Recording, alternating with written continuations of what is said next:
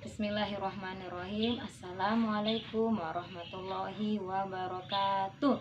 Anak soleh, bagaimana kabarnya hari ini? Ustazah berharap kalian semua dalam keadaan sehat walafiat. Alhamdulillah, hari ini kita lanjut di pembelajaran matematika. Sebelumnya Ustazah pimpin untuk membaca doa belajar.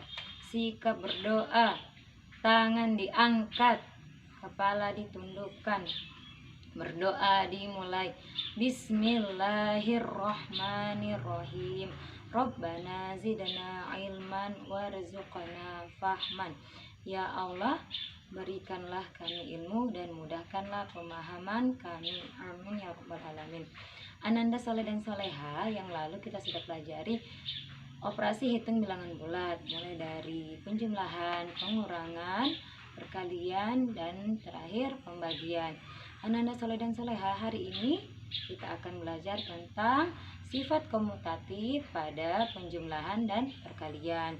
Tujuan pembelajaran kali ini adalah agar ananda soleh dan soleha mampu melengkapi atau mampu mengerti atau memahami tentang sifat komutatif pada penjumlahan dan perkalian dengan baik. Ananda soleh dan soleha, silahkan menyimak penjelasan Ustazah dengan baik. Assalamualaikum warahmatullahi wabarakatuh. Anak soleh, hari ini kita akan pelajari tentang sifat komutatif. Sifat komutatif ini biasa juga disebut sifat pertukaran. Sifat komutatif hanya berlaku pada penjumlahan dan perkalian, tidak berlaku pada pengurangan dan pembagian. Sekarang kita lanjut ke sifat komutatif pada penjumlahan.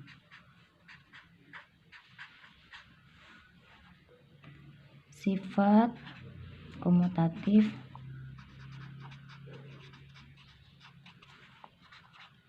pada penjumlahan.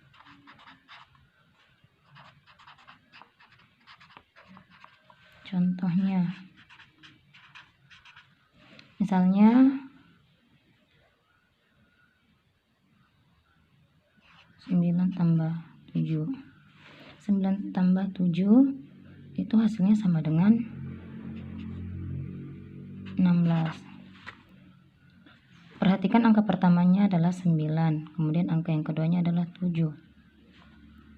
Sekarang bagaimana jika Ustazah balik 7-nya jadi angka yang pertama, kita tambahkan dengan 9 yang jadi angka kedua. Maka ini hasilnya sama dengan yang di atas, yaitu sama-sama 16. Contoh yang lain, misalnya negatif 5 ditambah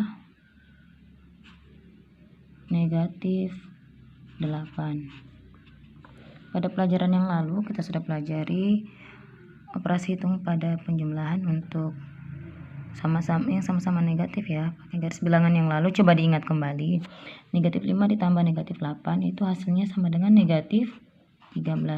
Sekarang Ustazah balik, angka pertama negatif 8, kemudian angka yang kedua adalah negatif 5, maka ini hasilnya sama, yaitu sama-sama negatif 13 ya.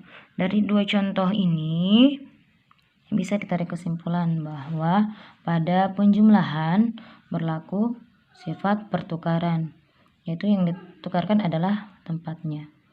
Jika yang pertama, angka yang pertama kita jadikan ke tempat yang kedua, kemudian bilangan angka yang kedua kita pindahkan menjadi angka yang pertama, maka nanti hasilnya pada penjumlahan itu sama. Secara umum berlaku jika bilangan kita simbolkan dengan A, kemudian kita tambah dengan bilangan kedua yang kita simbolkan dengan B, maka hasilnya sama dengan ketika kita menjumlahkan B tambah A ya.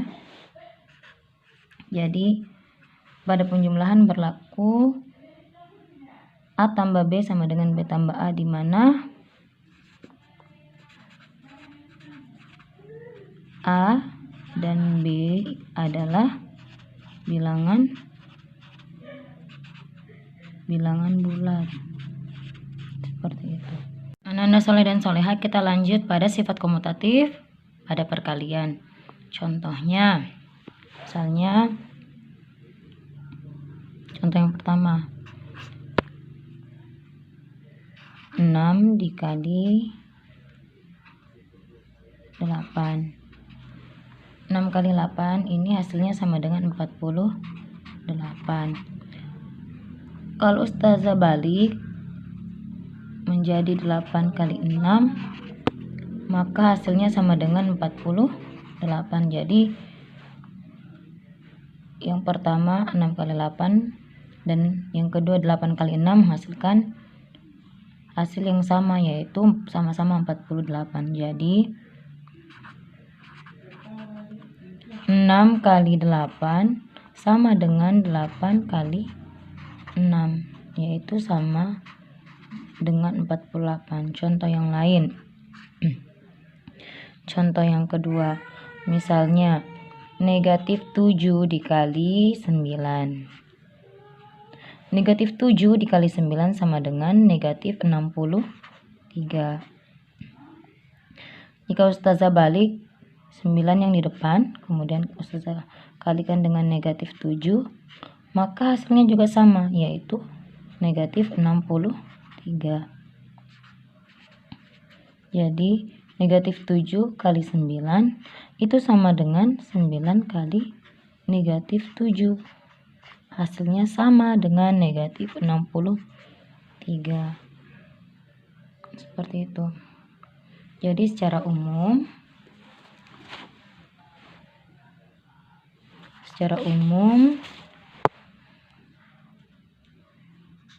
pada perkalian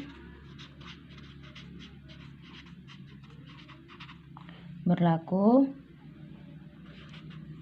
A kali B itu sama dengan hasilnya dengan B kali A, ya, dimana